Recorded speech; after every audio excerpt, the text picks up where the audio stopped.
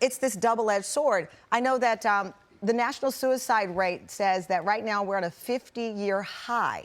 50-year high in the number of young people who are taking their lives. The CDC says suicide is the second leading cause of death for 10 to 34-year-olds. These are babies that are so stressed out. I had my little niece Layla tell me one day, I'm overwhelmed. And I didn't know what to say to her.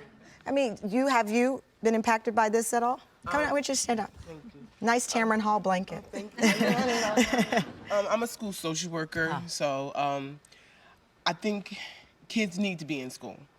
They're not adults, they don't pay bills. They need to be in school so that they can get as much instructional time as they need. In school, we have built-in social emotional learning, which is very important. So if you're missing school, you're missing valuable tools that can help you later on in life deal with issues so you don't need a mental health day. But what if you're stressed? I mean, listen, I was not an A student. I was not a B student. I might have been a C, minus, but I learned more from life. This week, our makeup artist, her daughter missed the first day of school because I said she's gonna learn more. I'm sorry. I said she's gonna miss the first day of school because she's gonna learn more watching her mom work hard, watching me host the show, a real life experience, than she was gonna learn in kindergarten. I'm sorry, I said it. And so she was here and she learned a lot about work ethic. Wow. See,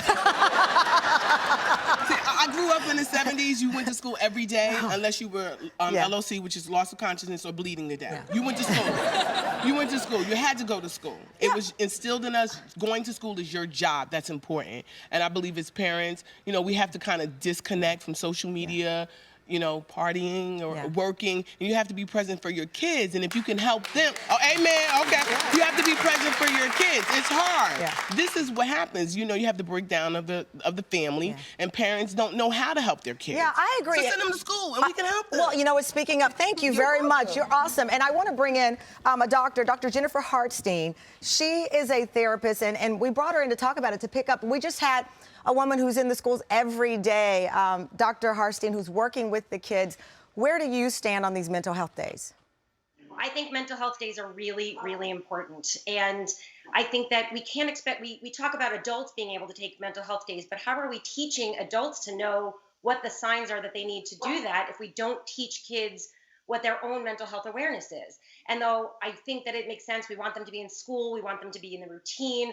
But if that kid had the flu, although I know it's different because we're like, well, they would infect other kids, we would keep them home. They would still miss the routine, though. So one day to regroup, to settle in, to settle down isn't going to be the end of the world. And it really might teach them how to express themselves appropriately, how to express their emotions, how to feel it, and be better students in the long run. Well, doctor, and you bring up the issue of flu, but listen, a flu is contagious, but mental health is too. You know, you have a kid who is hurting and who's emotionally stressed. They walk in, hurt people, and from extreme violence to beyond. But you know, to some of the points here, I'm a child of the 70s as well.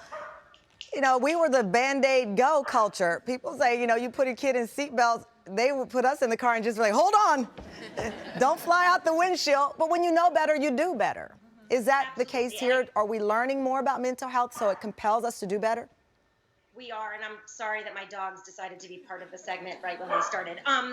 So I think the fact is that we are learning more. The stigma is decreasing. We're talking more about mental health. We're talking more about depression and anxiety.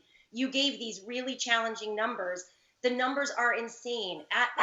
Adolescent anxiety and depression has increased by 40% over the past 10 years. And there's lots of reasons for that. But the main thing we have to think about is if we are talking more, we are building more resilient, healthy kids, which will mean more resilient, healthy adults. And there's nothing wrong with that. Your dog clearly agrees.